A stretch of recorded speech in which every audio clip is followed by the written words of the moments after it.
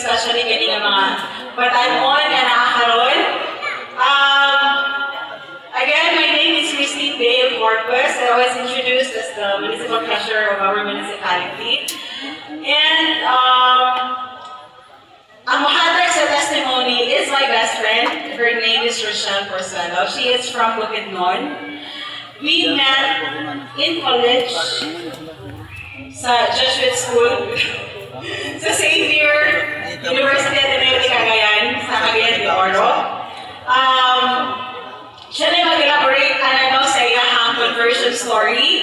And I really hope na ma-bless mo, ma-inspire that God is really real. God is good, and ganing ako ang ibuktan na pato, maugin ang tinapon. So, mawali ako siyang i-introduce sa inyo ha. She is, again, Rochelle Porcelo. She is also a CPA by profession. And okay, gawin ako ng oras kasi makulog niya sa iyang testimony. And I'm asking my friends over there to sing later after her testimony.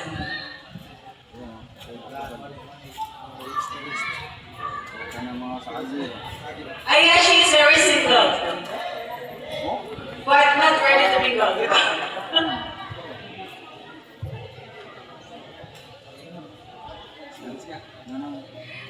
Happy Sabbath, everyone.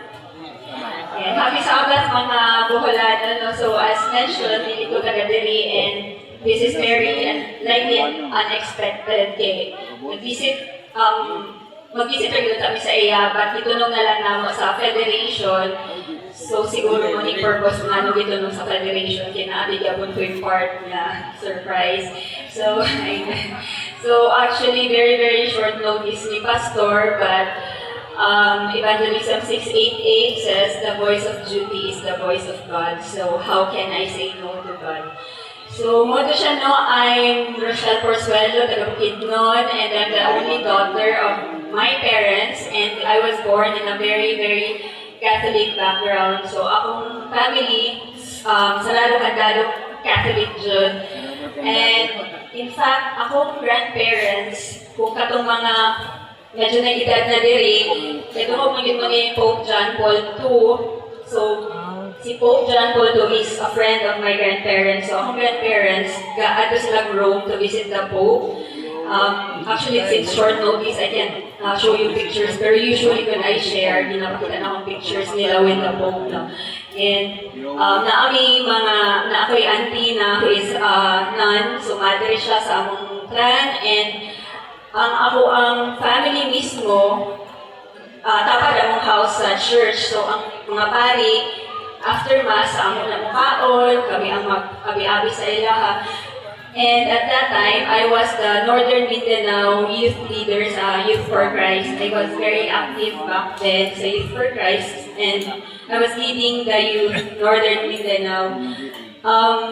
As mentioned, nag-classmate me sa college, and it was during when I stayed with them sa ilahang Atichik na I learned, so since bata ko, I always get the best in religion awards at schools. Kaya kanan ako schools, Catholic schools, San Lorenzo, Sacred Heart, Xavier. So always yun na siya na best in religion ko. And I can memorize all novenas, mga prayers, rosaries, and so memorize ko na siya tanan.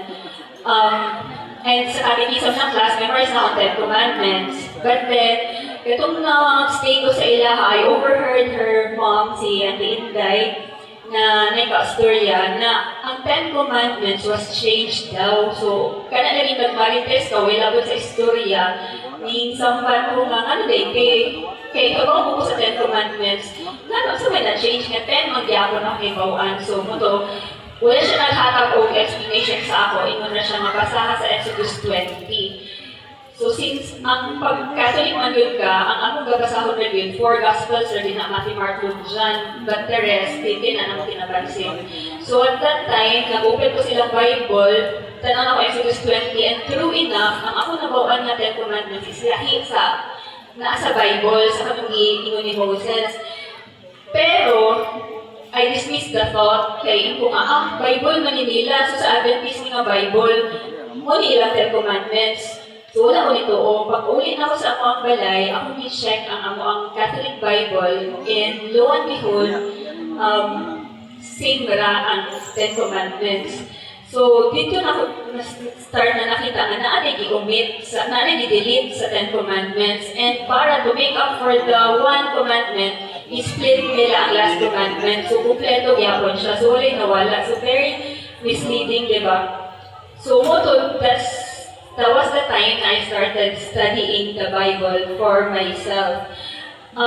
Actually, na ako'y prejudice dun sa mga lahi nga religion kay sirado kandado lagi ko. So, dili ko ka-entertain o ka ng mga mag-Bible study or na mag-share. Although kami, we have personal debates between ourselves, no? Pero that's it lang. Pero ka ng mga layman or mga pastor, hindi ko ka-entertain kay akong belief is kanang i-brainwash or ibunin yung pastor. Kanang ganihon ka ba sa inyong relihiyon. So, muna, tignan lang yung kung magpatuga-tuga o paminaw sa kanyang mga layman or mga Bible study. But the Lord knows that I was a deep searcher of truth. That's why He got me into that situation. No? So I searched the Bible for myself with the Holy Spirit as my guide. And from that, katong findings nga na change ang 10 commandments, it led me to another finding. So, kung saan naman sa akong nakitaan, that was when I learned the truth about the Sabbath. Na ang Sabbath day is not the Sunday that I used to believe. Is amo keep holy the Sunday man jud ang third commandment na sa amo keep holy the Sunday and all the holy days of feast. So, ano mga fiesta, mauman na yung panitulo sa amin. So, dito na nabawaan na haladili ay Sunday ang Sabbath. So, I started to do some research kung anong na-change ang Sabbath from Saturday to Sunday. And biblically, clear man tayo na Sabbath is really, or Saturday is really the Sabbath. And sa New Testament, wala ko makita na instruction from Jesus or sa iyang disciples that the Sabbath was changed from Saturday to Sunday. So I did my research, and that was when I found out na na-change siya sa time ni Emperor Constantine. So from there, I started to learn more on how to, at first, ko nga, sige, dili ko ganahan mag-Adventist. So, mag-Catholic lang ko, pero kung siya akong hibawaan ng truth sa Bible, muna siya akong i-practice lang. So, if the Sabbath is Saturday, okay, mag-Saturday ko. So, I started attending, instead ng Sunday Mass, Saturday Mass, kanang anticipated Mass, para lang Saturday mo fit ito sa Saturday. But, eventually, I learned that the Sabbath should be observed from even to even, so sunset to sunset. So, di na ko kumushoot, 1 hour away ang misa. So, even if nagsimba ko 1 hour Saturday, makalabag yapon ko kay it should be 24 hours. So, kailangan Friday evening to Saturday evening. So, that was when I gave up, I have to practice it. So, muto nga natingala sila ating one time, review man na mo sa for the board exam, Monday to Friday, 6 p.m. to 9 p.m. And every Friday, ga-attend ko siya, dili, kaya Sabbath na lagi. So, that one Friday evening, tinga siya, kaya wala nang nagunong o adto sa among review center. Nag-hipos ko siya, uy, padali na kayo malate na ka, Sabbath naman good. So, na-shock siya, kaya wala ko nagpa-Bible study or nagpakwa-tudo sa ilaha or anything. So, that was when I started. Nagasimba na ako sa Adventist. Nangutan pa ako sa iyo, kung pwede pa ako masimba, bisan dili ko bunyagan. So, I started going to Adventist church sa mga Adventist on the Sabbath. Karon, problema, naibalaan sa akong parents that I'm observing Sabbath. So, nahinihintay na nila, at first, dinaya sila hanggang sa abot na sa ilahang buot ba nga, nalahit na dyan ko. Hindi na ko ba sila magsimba, and kanang even sa food, dili na ko ka, tubantay na ko sa food. In fact, ato nga time, wala ko ni kaon ng tanan flesh. So, more, nauna pa akong mag-vegetarian kaysa ma-Adventist, no? Kay, when I started studying the Bible, I made it a point na kung unsay gingon sa Ginoo, i-practice din ako regardless kung kinsay nagingon religion ba, pastor ba, ako bang parents, basta kung ingon sa Bible, may akong i-practice.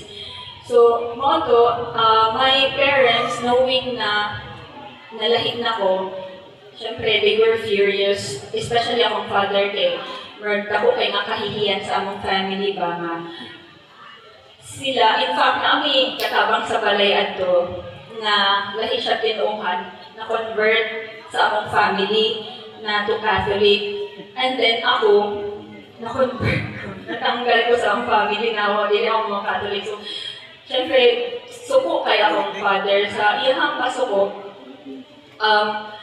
At first, namin mga discussions, and then I tried to share to them kung sa ako nabawaan, pero dili niya madawat.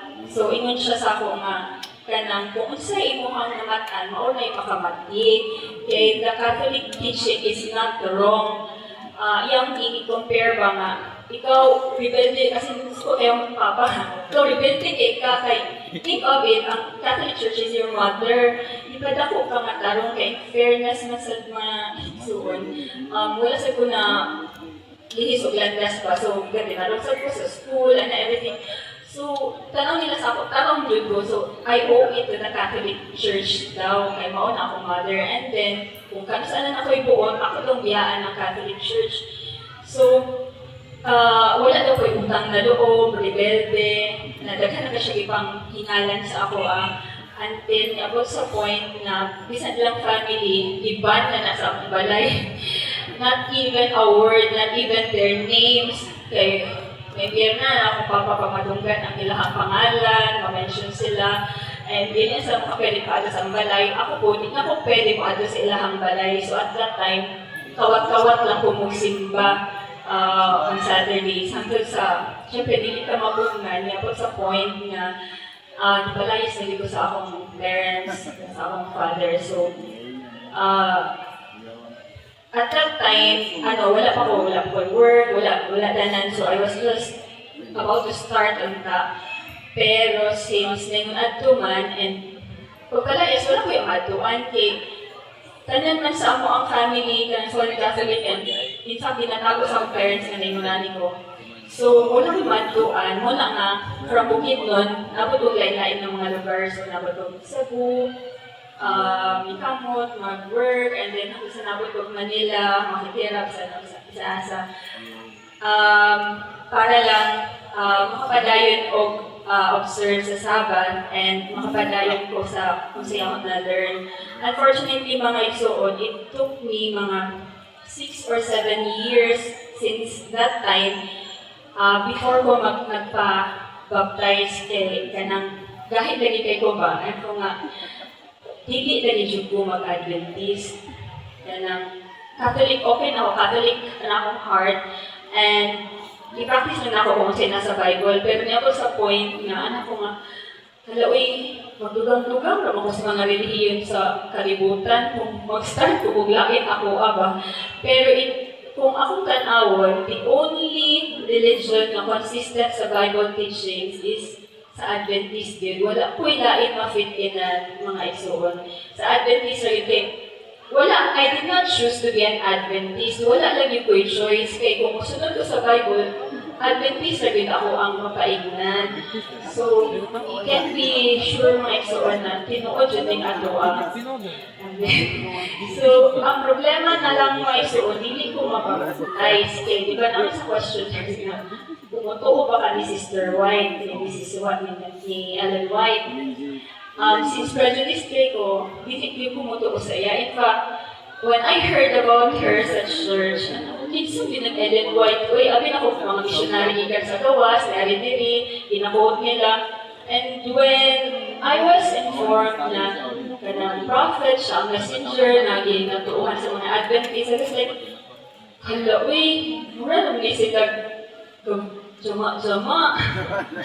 Kay, hindi ko matuo na naapay prophet na nga tao after sa panahon nila Jesus ba. So that's why or makain pa nga laway from sa kulto or something inagit na ila and believe. So I really did not believe on Mrs. White at the time. So what I did, kay gusto na ako i-prove na sakto na unta mo mga Adventist. Uy, sayang kay mo, sakto na mo, biblically sakto na mo, nagtukang lagi mo something na sayo. So, sa akong heart, gusto na ako i-correct ang mga Adventist nga. Pagpadayon ako sa sakto, leave off Mrs. White. So, mo to nga, akong plano is to start reading her writings, yung mga books, no. Ang first book na ako nabasa is Steps to Christ. Ang purpose na nabasa ko is mangita ko sa'yo. Gusto na ko ipakita sa ilang ate, na kanang kuan ni siya, hindi siya tinuod. Hindi mo dapat magtutuog tao. More na akong purpose. So, nag-start ko basa sa iyang books. First book, Steps to Christ. Nabasa na ko siya, the whole book, and after that, I was blessed. So, dili mao ang ako ang wala na-achieve akong purpose no nga, mangitag sa iya kay baligtad, murag si Balaam ba nga, instead nga i-curse niya ang Israel, i-bless niya, so ingana po na ko ang nitagos ako, imbis nga manita ko something bad, na-bless man ko, pero ano ako nga, nakachamba na siya kay basic ni nga book, Steps to Christ, chamba ni Ellen White. So, I decided to read another book. Ang next akong ibasa is Messages to Young People.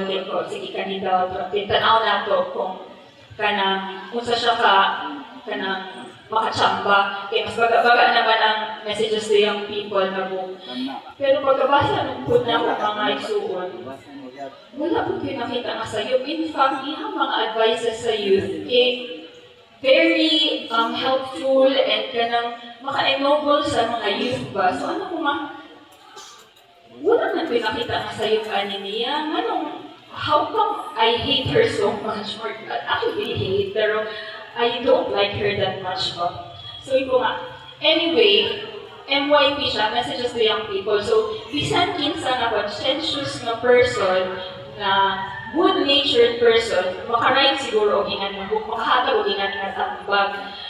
So, I refused to believe again, which led me to another book. So, next book na ibasa na ko, I started reading na po Patriarchs and Prophets. Nandun nabasa na ako Prophets and Kings. Nandun ewan ko Desire of Ages. Nandun ako to Great Controversy. Pagod na ako sa Great Controversy mga isuon.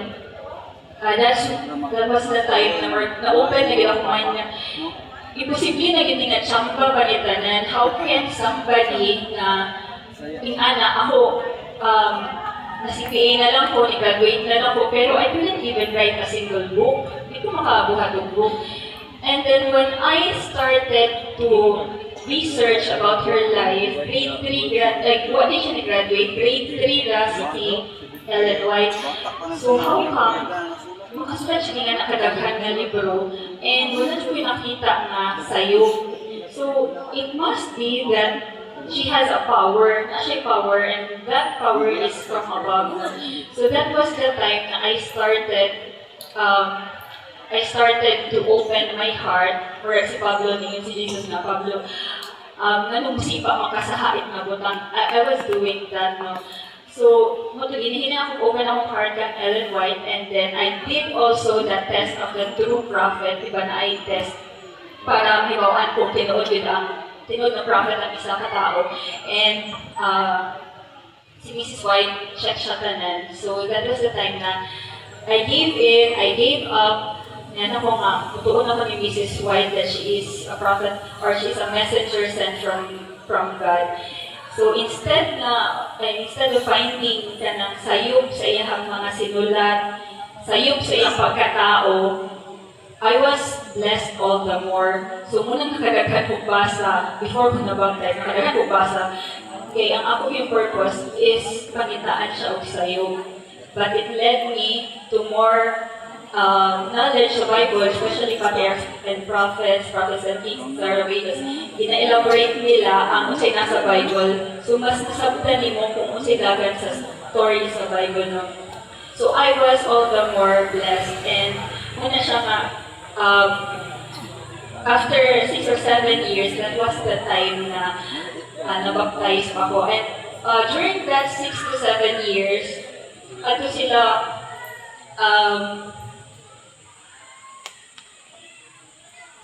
ayan, si Pastor Blas, nag-abot niya sa Capitol sa Cebu. At that time, isabot siya sa ingon sa ako, sige na ba, i-baptize na ka na mo. And siya nga, kung gusto din mo, special, ikaw lagi i-baptize na mo. Kaya alam ko siya nga, Pastor, ang baptism for me, I have to be very careful. To me, it's like getting in a marriage. So kung magpabaptize ko, it means ako magpakasal. So I have to be sure about it. So, amin niya nga, kanang magpabaptize ko, dapat ako lang, mapasok ko, ganyan. Pero ang ako yung pasagutan ko is, gusto ko sure ko sa akong sudlan before ko magpabaptize, grounded na ko sa belief, dili kay gusto na ako nagpabaptize. So, ito, huwag ko na baptize sa Cebu, naabot ako Manila before ko na finally na baptize. So, mauto siya mga igsoon mo na as a word sa mga youth there, you know, especially those who are born and raised in Adventist families, you are very blessed na hindi mo kailangan mo experience na i-disown sa family, ipalayas, na malayo, and start on your own. In fact, may suon na experience na ako nga, ako lang mag-isa, masakit ko, mapahit-pahit ko, ako lang. Kaya wala, ang parents, ituling na nila ko napatay. Ang word sa akong father is, mas gusto pa na mo nga namatay ka kaysa maadto ka sa laing na relihiyon. So, kung makita sila sa ilang mga kauban dito sa amoa, they are so ashamed na ang kunan ba nga nag-Adventist ko. So, ang prefer nila to say na namatay naman to siya. And ako lang ang only daughter. So, ako lang yun ang babae sa amoa. So, kaya ilagay ang mga tao sa among family since kana lagi active kami sa church, and then one day makita na lang nila na wala na ako sa amoa. So, mga na yun sila, and mo na siya, mas prefer sa akong parents na patay na lang ko kaysa naadto ko sa lain nga religion. So, at that time na ako nang biyagyan mga isuon, I held on to the promise of Bible na whosoever loveth father or mother more than me is not worthy of me. And sa Matthew 10:29 po na if anyone who forsaketh father or mother for the sake of following God will receive 100-fold. So muna ang ipangkawakan at that time, and true enough my soul, the Lord is faithful, the Lord does not fail. Okay. When I started sa, yes, it's very difficult no, na napalayas ka, with ako ka na family, na okay niyo ang family, and then all of a sudden mag-change siya kay tungod misod ka sa Ginoo. No? So it's really hard. But sa tabang sa Ginoo and sa iyang faithfulness, wala ko niya pasagdai. So I have my mga foster parents, so na mga Adventist nga ni accept sa ako. Isa na sila, sila Auntie Inday, Corbus, sila. So they became my family, and litreat sa dito nila nga kanang they treated me as their own, like ilang anak, ilang igsuon. So, nagpasalamat ko sa Ginoo for His faithfulness na wala ko niya pasagdi all through the times no nga nisunod ko sa iya. And sa ako ang pagpadayon sa pagsunod sa Ginoo, yes, there are times na kanang daghan kay challenges, but yes, the Lord is indeed faithful. So, more to my soon, I really hope and pray na okay, thank you for reminding. So, gusto niya natin na ipalayo siya sa next part. So, mato siya no, ipalayas ko, wala ko kauli sa mga 6 to 7 years, wala ko kita sa ilahan. Ay times nga mag-visit ako mother dito sa Cebu. Kay ako nakilolo dito magilubong. And kaya sakit kayo mga igsoon ba, ato sila para sa Santo Niño, kanang kapit senior, ato sila every January, kay Panata Manila. And makita nila ko, pero dili ko nila tagyon. In fact, na time na nakita nila na nagsakit ko, pero wala akong lagi bali-bali. Muna sila adto sa kanang patay, kaya ko sa mani, buhi pa man ko, anong una ko na nila ang patay, niya ako, na ako'y sakit, na. Pero, dito rin sila sa patay, dito rin sila mag-una. Kato nga mga times na mo to pinaka-hard times for me kay kanang buhi pa ka pero mura kagpatay kay di mo kanila napansinon yun. Pero after siguro mga before ko na-baptize mga igsoon, mga 7 years ko, I actually the whole time, na bisan kinabombardo sa akong father ba kung kanang mga sakiting na words, kung sa iyang lubang buhat. Nagpasalamat lagi ko kay kanang natin tayo nga, suko na kayo siya sa ako. Kaya kasuko, more siya kanang oranggutan ito, ginasumbag-sumbag niya yan siya. Siguro kay hindi siya ganahan nga, ako iyang madapatan. Mo sa ito isang reason nga nung layas na lang yun ka kay sa madapatan pa ka ba. Pero all those times, akong gihon ako na let not your good sa Romans 12:21 ba na or 10:21, let not your good be evil spoken of, overcome evil with good. So ito nga time gahilong rajud ko bisan kung silang babuhaton. And of course, pray. After mga ina na 7 years mga so nakulang ko na trabaho ko, nitawag akong father. Tapos nangayo siya sorry sa ako. Siya nga, sorry daw sa tanan niyang gibuhat, sa hurtful words, niyang gipangsulti sa ako, and even sa pagpalaya sa ako. So, ako, nasya ko kay wala kay ko kadungog for the longest time sa ilahan, then all of a sudden, nitawag or is this real? Pero nag-sorry siya sa ako, wala kay communication sa ila before that, wala na po stop na po kung makaawa, bitaw nga kanang maminaw sa ako, wala na yun. And then all of a sudden, nagtawag siya, nag-sorry sa tanan niyang ibuhat. And telling me na welcome na ko, pwede na ko mabalik if ever, ganahan ko. So, ginawa na ako ito siya maigsoon, pero estranged kayo, you remain estranged kayo, dugan within mga, more na nag-gap, so even if uli ko ato, kabaw ko nga na-gap, blessing ang pandemic. Kay pag-pandemic, nandugay ko stay din ato kay ganito mga lockdown, ito mga ECQ, maya na ba?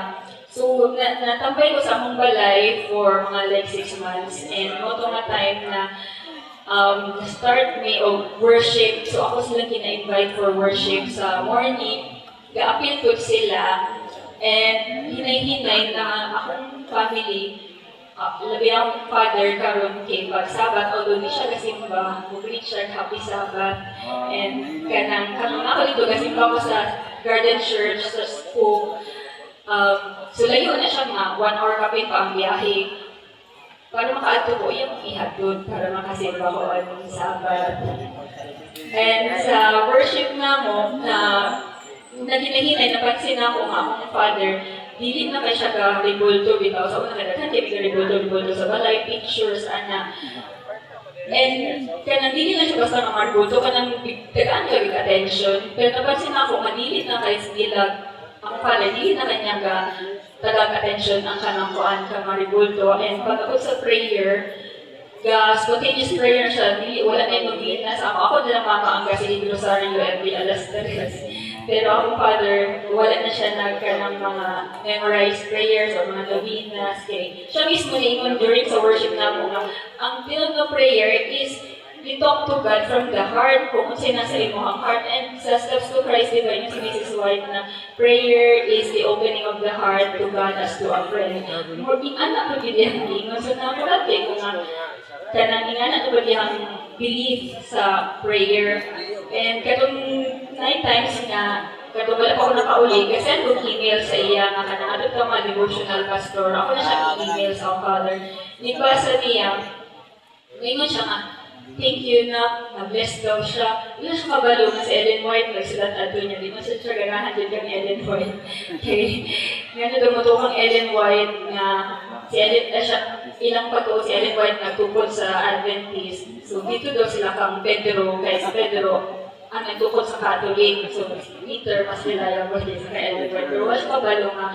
Katong messages na akong ginashare sa iya, sinulat ni Mrs. White, hindi nang gina-acknowledge na nagka-bless daw siya. So, that pandemic, no, nahimong kasi dito, minabalik nga ka na bridge, gali ang gap na medyo di na, at first mo ilang kayo mo, hindi ko sa balay, pero pag-ofa nang na-gap bitaw mga you feel like you're a stranger, you feel like they're different people. Pero kapag pandemic dito, nag-heal. So, up until now, naikan ko sa among balay, so welcome na ko sa among balay, although pag-uling na ko dito, wala na dito yung mga gamit mga isuod, isa na lang ka maong nga pa sa bibigin. Pero okay lang kay ka ng ang mga pictures na iyang iingon nga iyang sumugod, wala rin niya nasunog. So, hindi na yung balik ang history, di ba? So, nagpasalamat ko sa Ginoo because He is faithful. Kung ikaw mag-faithful lang po ka sa iya, dili ta magduha-duha nga igsuon sa sunod sa Ginoo, na especially the youth. Permitin ako ginaingon sa mga youth every time na ginapa-share ko na i-grab ninyo ang opportunity that you have your parents behind you or they got your back. Okay, ako, wala ko yung parents, I have to fight for it para lang makapagsabat. In fact, tanaw ko sa inyo, wala ko ni Alia na master guide. Na-convert na dyan ko. And pagka-convert na ako, nagkamot na ako sa akong life dito. So, wala ko ni Alia mo yung nana. So, very swerte kayo mo. Very blessed kayo mo na ma-experience na tinanyan yung mga na-experience. Kaya may mga tao nga, sa ako, wala na na-experience. Ay, sorry. So, wala siya may mga youth, be faithful, okay? The Lord will use you sa iyang work. And sa tanan ninyo buhaton, put God first, last, and best in everything. More my son, happy Sabbath. You. Amen.